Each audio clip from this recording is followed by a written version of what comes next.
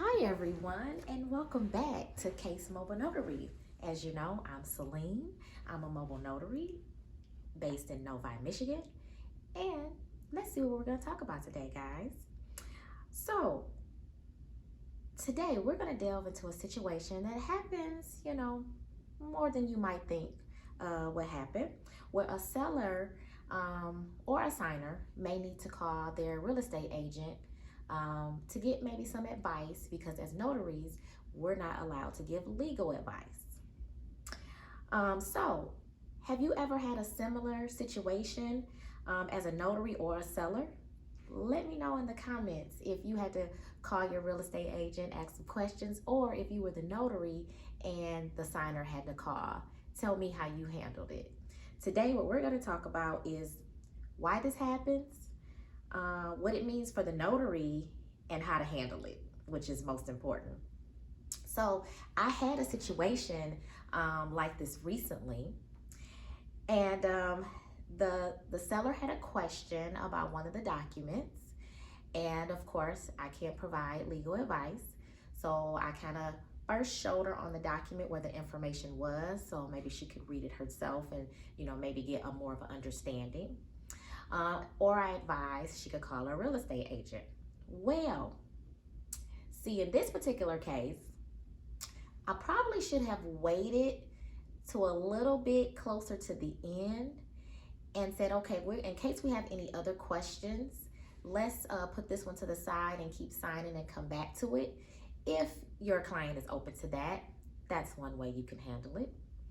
And then you can get all the questions answered at once, which I kind of recommend. This particular time, I didn't do that. But unbeknownst to me, I didn't think this would happen. So what happened was, she calls her real estate agent. Real estate agent answers the question. Okay, great. We should be getting off the phone, because she knows, hey, I'm sitting here with the notary. I have a question about X, Y, and Z. Answer the question, should get right off the phone. No, this didn't happen. She's on the phone for about 15 minutes. Can you believe that? 15 minutes. And she's talking about where you put the keys at, which I guess is another important question. I'm okay with that. But then you're talking about everything else under the sun. I'm like, where's this conversation going? She knows the notary is right here. So I'm sitting there, for a good 5 minutes or so, almost 10, and I'm thinking, like, I'm looking at the watch like, I got some other appointments to get to. Like, this can't go on too much longer. And I'm looking at the watch, and we were in an office setting. I get up, I go look out the window for a second, because it's a beautiful place. So I said, well, I'm gonna stretch my legs. I'm gonna get up for a minute, because maybe you would think, maybe I should wrap this up. No, that didn't happen. So how do you navigate this type of situation where they've called their real estate agent and they're on a longer call than necessary? You want to stay professional and patient. That's number one. I did stay professional and patient. I'm giving her a look, kind of, but a nice look, like, hey, I'm going through the papers. I done went back through the papers, like looking over what we already signed, making sure there's no mistakes there. So I'm trying to keep myself busy. I go back through the documents, look through everything. Okay, everything's good. So like I said, I got up for a second. I came back and sat down. I'm pulling out papers, and then so I'm looking, and I'm like, okay. So I'm looking to see if maybe I can jump in the conversation a little bit, because my next tip is maybe redirect it when necessary. Like, can you jump in and politely steer the conversation back to the signing, to let them know, like, hey, I need to wrap this up and get off the phone. This particular one, I didn't necessarily have that jump in spot, but for an example, you could say something like, I know this is an important discussion. Would you like to, is there something you can maybe finish this conversation after the signing? Or you could go the other route. Is this something that you think you need to get answered before we finish? something like that, as nice as possible, of course, to maybe see if you can jump in and, get them to understand, because the agent's on the phone, agent's not there, to get them to understand, like, we need to keep going.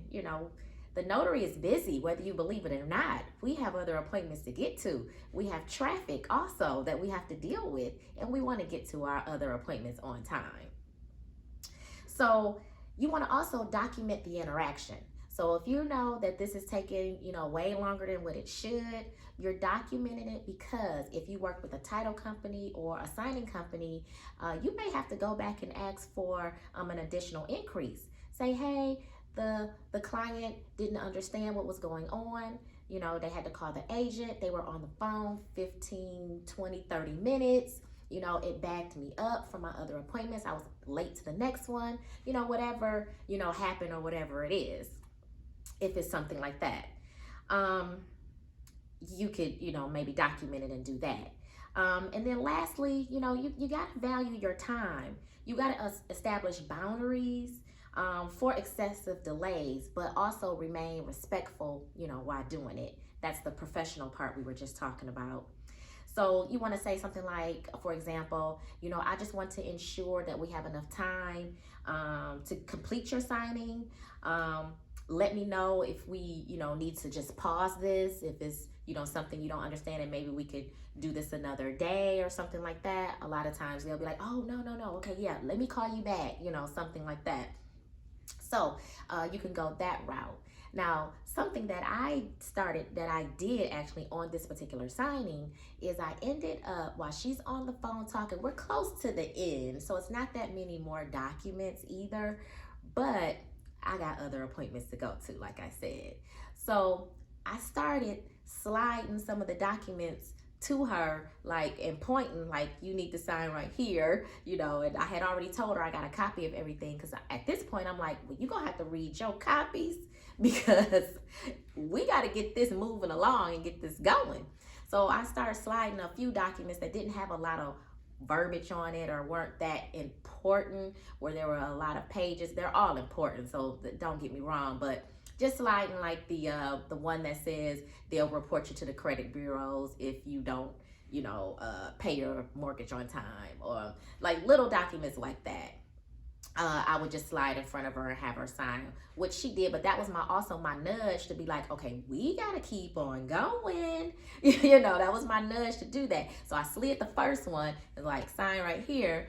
And she's still on the phone, kept going. I thought that would be an indication. That's why I did it. So I slides another one, and they still talking. So I'm like, oh, okay, this is not working. But she eventually, did get off the phone. It was about 15 minutes, like I said. And she said, oh, my agent, she said, she's sorry. She know you guys were signing right now. So if you knew that, why did you continue to talk for so long? I was like, because I'm thinking, did she forget, or did she not tell her when she first got on the phone that she's in the middle of the signing right now, which is what I thought she did. But I don't know why you took 15 minutes, almost 20 minutes, to talk to her about a whole slew of other things that either A, should have been talked about before she got to the table, or B, call after the signing. How did the signing go? Oh, I need to tell you X, Y, and Z. So just real estate agents, if they're in the middle of a signing, make it brief. Give them the answer they're looking for, and then say, hey, I'm gonna call you back shortly because I got some other things to go over with you, or something like that. Don't keep them on the whole time. So basically, I just wanted to stop in, tell you about that particular signing that I had, so you can, maybe learn from me, see what you could do. There's different, avenues you can take. But in the comments, please let me know how you would have handled it. If this ever happened to you, what did you do? So thank you for stopping by. Thank you for joining us, and we'll see you in the next one. Thank you.